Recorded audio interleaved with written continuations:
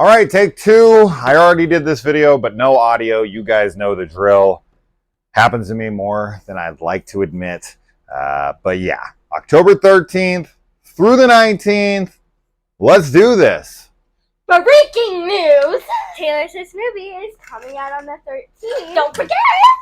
Okay. They begged and they begged and they begged. Okay, so the 13th, besides the Taylor Swift show. Well, you know, thing in the theater. You guys know about it. Everybody knows about it. All right, so first thing I want to talk about here is Dark Harvest. This comes out on the 13th, and this is based on the popular book. It will get a limited theatrical run in Alamo Draft Houses on the 11th. You can check the website to see if it's playing near you, but if it's not, you only got a 2-day wait on the 13th for VOD. Now, it is only playing one night. So if it is by you and it's on the 11th, the movie review, because I've already seen the movie, I was sent a screener for it. My review on it under embargo. The only thing I will say is you should make your way to the theater to see it if you can. I didn't break any contracts there. I'm just saying, I think you should support the film. That's all I'm saying.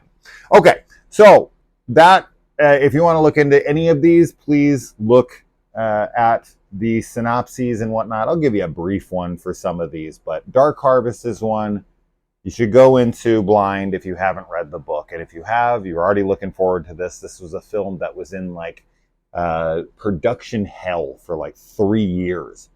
Why they didn't release it sooner, I have no idea. All right, so also on the 13th, a lot of these are on the 13th because it's Friday the 13th. And of course, they're going to release it then because this is horror. All right, next up, this one is going to theaters. I don't know if this is getting a wide release, but it's at least getting a limited release, and it is playing by me, so it looks like it's getting a bigger release. And this one is called Dear David. Now, this is based on a popular viral Twitter thread where this guy was saying he was being stalked by some ghost kid. I guess that was a pretty popular thing. My wife knew about it. I did not, and they're making a movie on it. This one has Justin Long in it, but he's not the main character from what I can tell. He doesn't look like he's going to be in it all that much, but I just thought I'd mention him because he does a good amount of horror, and I really like him. So the 13th for that one, check it out. Kaylee and I will definitely be seeing that one and reviewing it as soon as we can. Okay. Also on the 13th, we have The Elderly. Now, this didn't really hit my radar until a couple days ago. But what really stuck out to me and what has got me super excited about this Spanish film is that it is from the directors of the movie The Passenger. Now, The Passenger is a Spanish film from last year, not to be confused with the Passenger movie from this year, which is a much different film. The Passenger, the Spanish Passenger movie that came out last year was a big surprise for Kaylee and I. I think it made both of our top 10s. I was a huge fan of it. I really loved the characters. And this one does seem to share some similarities to that movie Old People that came out on Netflix. But as far as the synopsis goes, that's kind of the feeling I'm getting. So, but with these directors, I'm thinking this should be something pretty good. But you never know until you watch it. So as far as I'm aware, that one's going to be on VOD. I did not write that one down for whatever reason. All right, the next one on the 13th is called The Puppet Man. This one will be released on Shudder, and it seems like this guy is like possessed or something. He's a puppet man. He gets put on death row, and his daughter tries to prove his innocence. So that will be on Shudder, and of course, because it's on Shudder, I'll be checking it out and getting you my review as soon as I can. All right, so next up on the 13th as well, we have a movie called The Conference. This slightly reminds me, just from the very basic premise that I saw, kind of reminds me of like Severance, not the TV show, but the comedy horror movie that came out years ago. A work is hell type of film. It is a Swedish film, so it will be subtitled, but you know, definitely check out the trailer or any of that stuff if you want to see deeper. I just try to make these videos as quick as I can so we don't just sit here and babble for too long. All right. Also on the 13th, this one's going to be coming to VOD. This is 15 cameras. Yes, the follow-up to 13 and 14 cameras. Now, the actor who plays the antagonist of that franchise did die, so I do not think he is in this film in any way. So that's sad because I'm pretty sure I saw both of them. I know I saw the first one for sure, but I liked what I saw of them. They're creepy for sure. Some guys got cameras set up in your house you don't even know about. And I guess every sequel you get one more camera. All right, so also on the 13th, this one is like barely mentionable one. So barely mentionable, I forgot to mention the title, which is The Bellkeeper. Just honestly did not look good, but it stars Randy Couture, the guy who is a UFC fighter that's in the Expendables movies.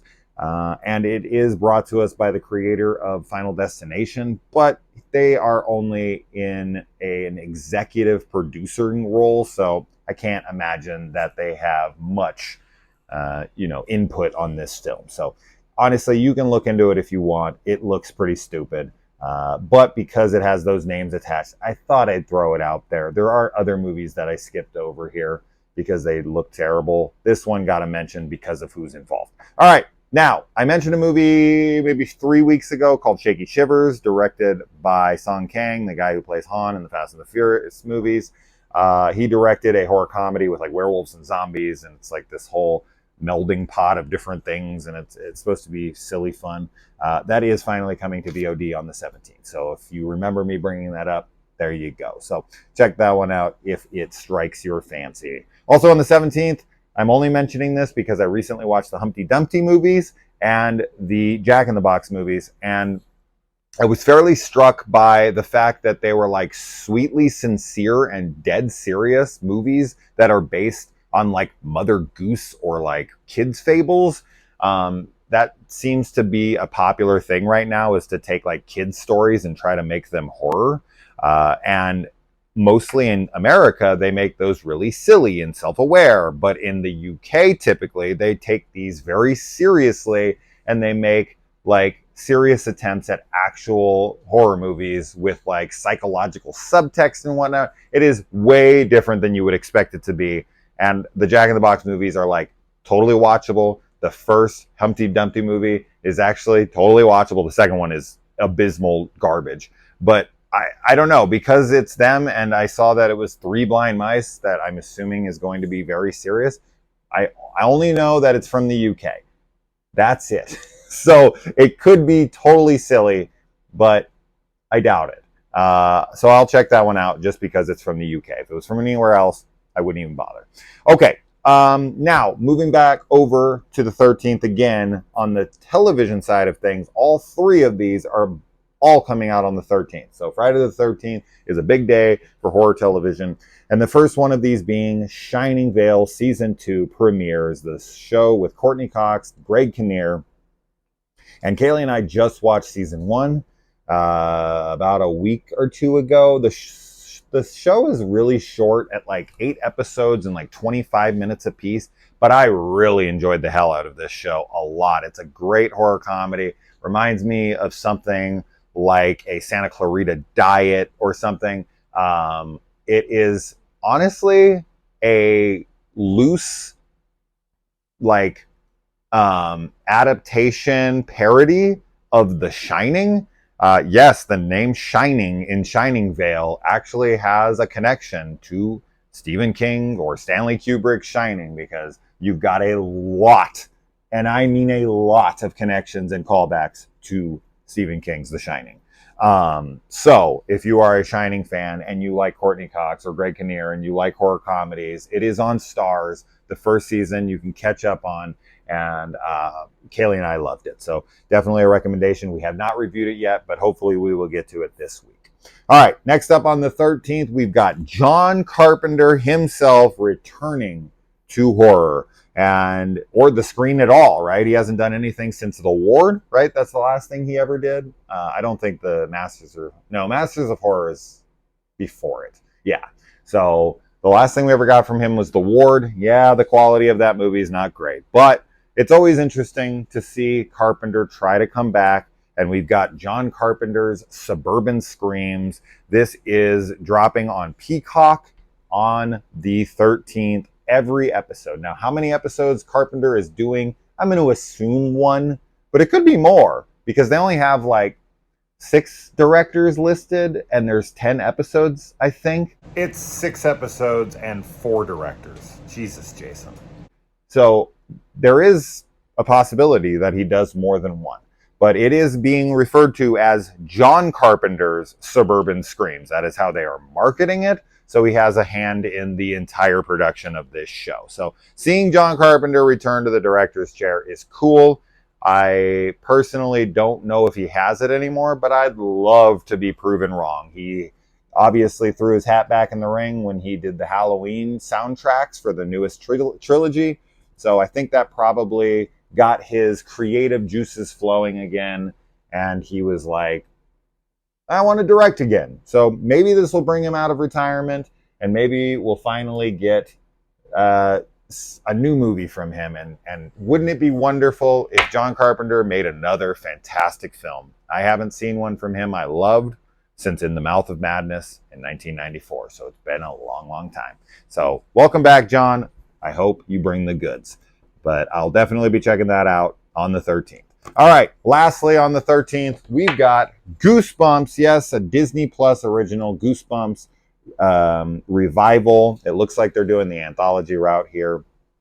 And Justin Long, once again, does make an appearance, much like Dear David. So he's popping up in horror again this year, as he did in multiple films last year. And it's good to have him back. He's a good actor, and I always enjoy seeing him.